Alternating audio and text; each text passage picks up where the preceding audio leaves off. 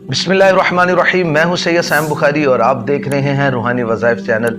जुम्मा के दिन सूरह कौसर का बहुत ही प्यारा वजीफ़ा, ये वजीफ़ा बहुत ही पावरफुल वजीफ़ा है कि किसी भी नमाज के बाद 11 मरतबा दुरूद इब्राहिमी पढ़ना है और फिर आपने सूरह कौसर को, इन्ना अअतोइना कल कौसर को आपने 90 मरतबा पढ़ना है और फिर आपने आखिर में 11 मरतबा दुरूद पाक को पढ़ना है।